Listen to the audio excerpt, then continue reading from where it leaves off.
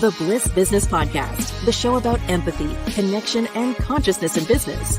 Today's episode is brought to you by Zero Company, your paid search, social media, and programmatic ad experts.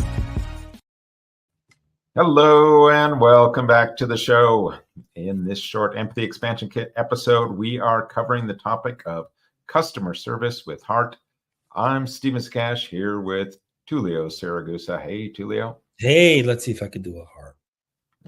Terrible example of one, but I tried.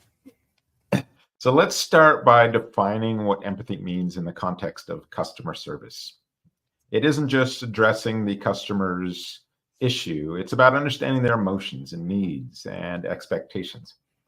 It means putting yourself in their shoes, like most empathy, and seeing the world from their perspective, feeling that frustration when the product doesn't work as expected, or recognizing their excitement when they find something they love, or understanding the urgency when they're in a time crunch.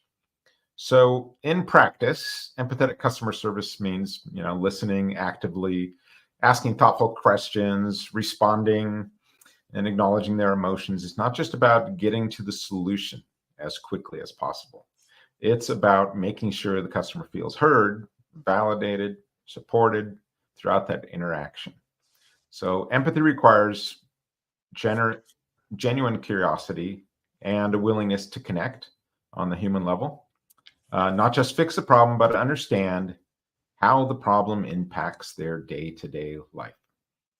So we've talked about this in the past, but there are 3 stages of the emotional customer journey. There's the emotional understanding, kind of what we're just talking about, expressing that empathetic understanding of the customer's emotion. There's emotion management. So this is where you try to win the heart by providing the helpful recommendations and service. And then you want to get to that emotional connection. That's really kind of the end goal of that process, right, Tullio? Absolutely. That's the most important distinction. And you said something really key earlier, which is the phase of curiosity. Even in design thinking, there's 5 phases, but I've always adopted an earlier phase, which is curiosity. Phase 1 is always curiosity, because without curiosity, you won't dig deeper to really understand. So, for example, empathetic customer service, it goes beyond just solving a problem. That's what I would call just taking care of the transaction. It's beyond transactional needs. It's about creating a positive emotional connection that can literally transform the entire customer experience. When you address a customer needs with empathy, it's not just about, hey, I took care of the problem for you. You're making them feel valued. You're making them feel respected, cared for, like you want them to be a customer. There's a connection that's made there. There's a relationship that's built. And that emotional connection has the power to turn a one-time customer into a very loyal advocate, including turning that potential customer into an ambassador for the brand. So think of it this way.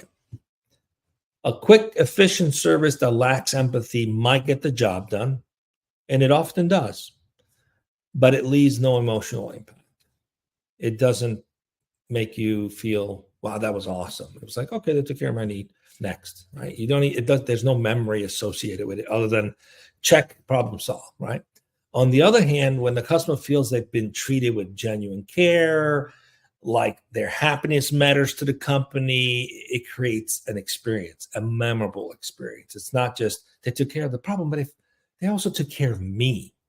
They took care of the problem, but they took care of me. And there's the distinction between just taking care of a transaction and creating an experience. There's something the person feels that was done for them, not just for what they needed. And this, in today's marketplace, where customers have so many options, is key. The more a customer feels connected and cared for, the more likely they will return to your brand and also share positive experiences about your brand, and even become advocates or ambassadors that will spread the word about your business, which is ultimately the greatest gift you could have, where someone feels so good about the experience that they talk about it, which is human nature. So empathy in customer service isn't just, it's a nice to have, right? It's really a differentiator. It's a business differentiator. And it's what makes people feel like they're not just a ticket or in the system or a transaction that's to be solved, but they're valued as individuals that actually matter to the brand. So it's super powerful. Yeah, I think we've talked about that a lot in terms of like marketing. It's when you get to that sort of consumption stage, you want those emotions, you want that connection there, because that's really, like you mentioned, if they become, loyal ambassadors to your brand, this is the best marketing you can get. So this is an opportunity to take them kind of to that level with your brand. You've got an opportunity to connect with them. So you really, like you said, can't just have this short interaction problem solved. Really see if you can take it to the next level. And so, I mean, it's, I think, like a doctor. You go to a doctor's office that has horrible bedside manners. They might be the most educated, highly rated doctor because they're really efficient and effective at what they do. Maybe it's a surgeon, right? But you're going to leave feeling a little like, I don't know, versus the doctor who's like empathetic and just speaks with you and shows care and like understands that you're scared and makes you feel like, this doctor gets me. They have all the checklist items, right? But they also just kind of get me and they make me feel at ease. Guess which doctor you're going to end up choosing? The one that makes you feel at ease. Both could be very effective at saving your life if it's a really critical surgery, right? But one's going to make you feel like you want to go back or you want to recommend someone to them. It's that critical in terms of a difference. Yeah, actually, I've got a doctor's appointment later this evening for some physical therapy, but their front desk is really, really good at this place. And I just was thinking to myself that when they're going through kind of their motions with me and stuff, but it was really friendly, really connecting, just that interaction. So for sure, yeah, that doctors are always in that empathetic space when they're at their best. So, but with your regular sort of customer service of, maybe you've got a product or something like that, it's how do you embed that empathy into your customer service? Well, you're going to have to probably do some training for your frontline staff. It might not be natural for some people.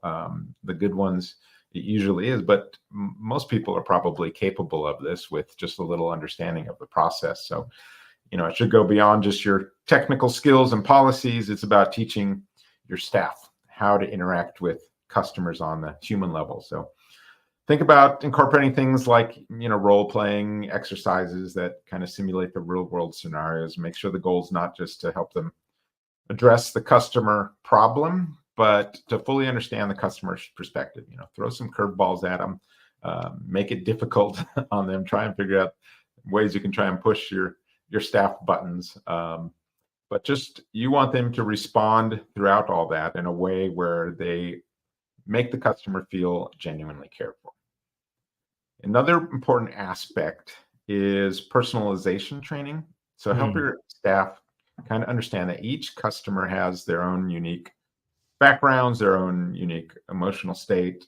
So training should really encourage staff to listen to not just what's being said, but how it's being said, the tone, the pace, choice of words. Sometimes people just don't quite pick up on that, but there's a little more to listening there than just the words that are being said. So it goes beyond kind of that surface level to understand really how the customer is feeling in that moment. There's a few other things that they can do. So if you can hire people that are naturally empathetic, great. That's a wonderful gift. Little secret, people who tend to volunteer their time tend to be more empathetic than those who don't. So, but you can't always get exactly what you are looking for. So you can create an empathy mapping model, which can help the staff have a process for how they can apply empathy. So it's not something where you have to be gifted with empathy to create this. I mean, it's great if you had it. I would highly encouraging the team to volunteer. You're going to get them to activate that more consciously. But there's a few things that businesses can do. They can go deeper. They can do some empathy mapping as part of their training. What essentially empathy mapping is, it's like creating a visual representation of a customer's emotions, pains, gains, and needs. And it helps the staff put themselves in the shoes of the customer by focusing on questions like, what is the customer seeing and hearing from our brand? What frustrations might they be feeling in that moment or in this moment when they interact with you? And what does success look like? So these questions help you put yourself in the customer's shoes and their mindset. It's not about how do I solve the problem. It is more, how do they want it solved from their point of view? How are they perceiving us? What are they feeling? And what does it look like for them to have a successful outcome? So it's flipping the questions and the approach with the clients. And that could be trained. You can train people to do that. And, these kinds of exercises really allow the staff to step back, view the situation more holistically. It puts them to look at things beyond just solving the immediate problem. Empathy mapping is really all about the team exercising and developing a shared understanding of common customer scenarios and how to best respond to them with compassion and thoughtfulness. So you can train the team to be empathetic. You can map it. You can create a model where people with practice immediately start changing their mindset from how do I solve the problem to what does the customer need solved? How can I fulfill that need for the customer on the things that matter to them? So it's flipping the question around and the mindset around. That's it for today's episode. Catch us again tomorrow as we are live with our guest.